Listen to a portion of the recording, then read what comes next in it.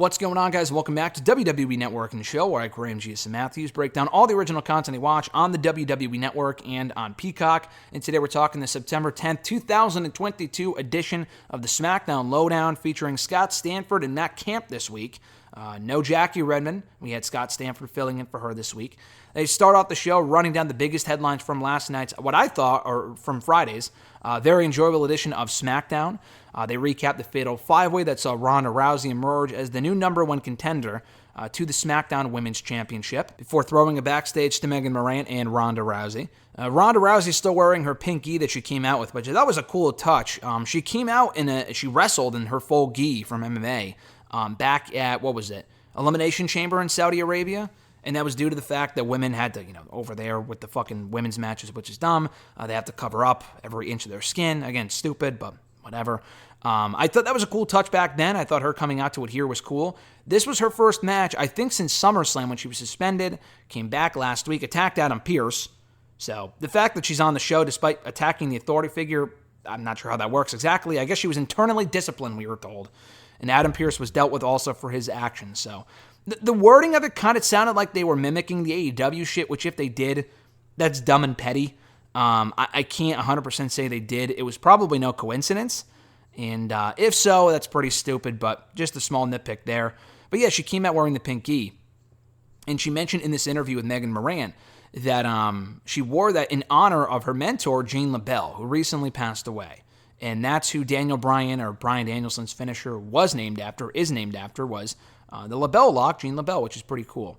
So she sent the message, with her match on Friday, that you can be a badass wearing pink. She also mentioned she hopes to get an Extreme Rules match with Liv for the SmackDown Women's title at Extreme Rules, which, as I mentioned in the other SmackDown review, I would hope for. I mean, the original match was a standard singles match, so it would make sense to do at an Extreme Rules fucking pay-per-view, an Extreme Rules match.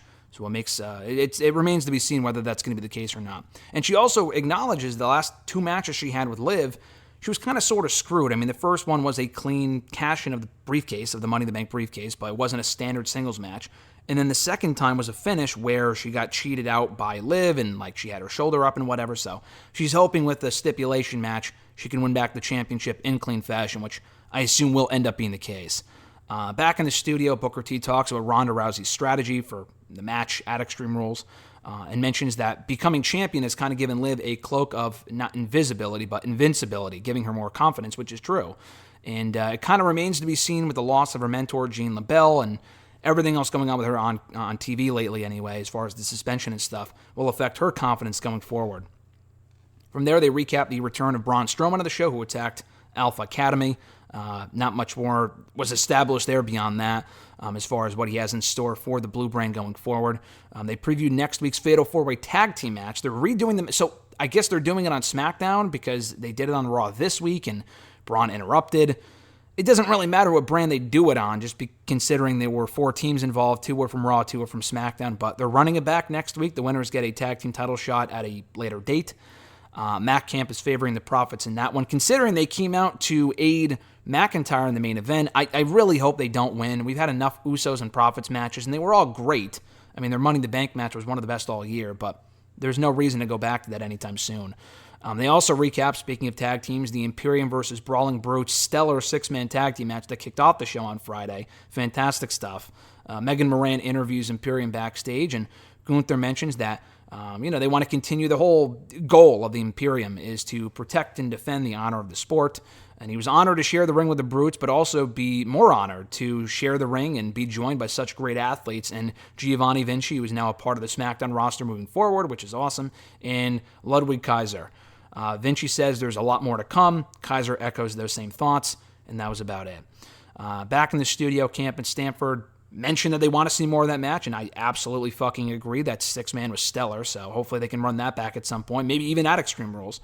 Before recapping McIntyre's DQ win over Sikoa after Karrion Kross got involved and attacked Drew McIntyre. They recapped Raquel Rodriguez and Aaliyah beating Toxic Attraction. Backstage, we get an exclusive with Raquel and Aaliyah for the upteen time on this fucking show and on Raw Talk. I feel like we hear from them all the time. But Rodriguez mentions that she enjoys being themselves, her and Aaliyah. And Aaliyah mentions or disputes the whole claim about them being fake champions because Dakota wasn't the illegal woman when they won the belts last week, but they're going to settle that score coming up on Monday on Raw. WWE Women's Tag Team Title rematch. Raquel and Aaliyah taking on Damage Control's Dakota Kai and Io Sky. So back in the studio to close it out, Booker previews that match coming up on Raw. Matt Camp mentions the honeymoon phase of the champions. They might, they're rolling right now, but will they still be rolling past Monday as champions is the question. And they also mentioned McIntyre dealing with the numbers game right now with the Bloodline and Sikoa and Karrion Kross. Can he either even those odds or just eliminate each threat one by one? But either way, he's probably got to set his sights on Karrion for the foreseeable future. Can't delay that threat any more than he already has up to this point. So that was the SmackDown LowDown for the 10th of September 2022. Pretty decent show. There was no Jackie Redmond, as I mentioned earlier, but they broke down pretty much everything from what I thought was a very good SmackDown on Friday and setting up next week's SmackDown, which has some more loaded matches, which I'm looking forward to as well. So the overall quality of the shows being better under the regime of Triple H has made these shows a lot more enjoyable and a lot easier to talk about. So more on that next week. But thanks for checking out the show. As always, I appreciate it. Be sure to like, comment, share, and subscribe. And more SmackDown LowDown next Saturday. Until then, I'm Graham G. Matthews, and I'll catch your ass down the road.